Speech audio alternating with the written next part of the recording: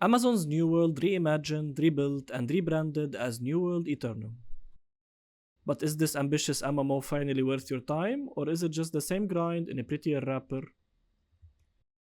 Let's break it down category by category and give you the real story in my 10-point deep dive review. Let's start with the good stuff. Combat. Aeternum's action-oriented classless system still hits hard. You block, dodge, aim, and time your strikes. It's responsive, customizable, and incredibly satisfying, especially in group PvE or PvP wars. No tap targeting nonsense, just raw skill. The world design remains a strong point. Aeternum feels alive with variable biomes, dungeons, and towns that invite exploration. The revamped questing flow also makes progression smoother than before. No more hunting boars for hours, unless you want to. Visually, it's gorgeous. The art direction blends historical realism with supernatural elements, and every location feels handcrafted. Even during bugs or lag, it's hard not to stop and admire the view. But the sound?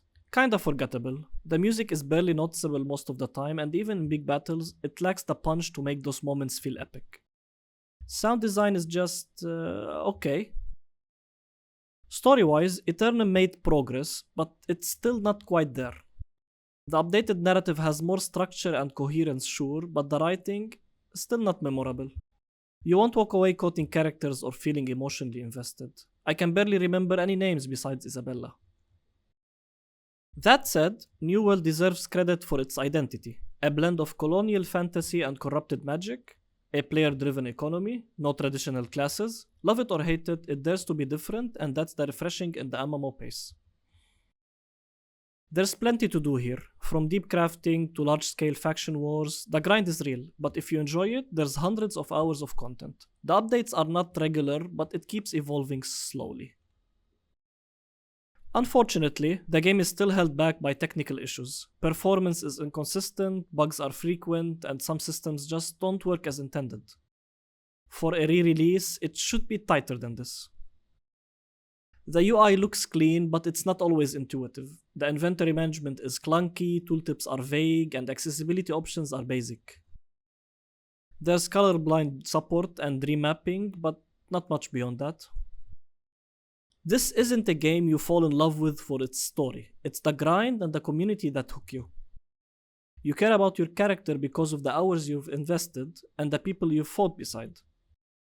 The emotional pull comes from player stories, not the games. So let's tally it up. NewWorldAeternum earns a solid 7 out of 10 on my review scale. Beautiful, engaging combat, loads of content. But buggy, narratively weak, and issues are still not regularly maintained. If you're a returning player, Aeternum might surprise you. If you're new, grab a group. The solo path can be rough. Drop a like if this helped, and sub for more brutally honest deep dive reviews. See you in Aeternum, adventurers. IchBinAyoub.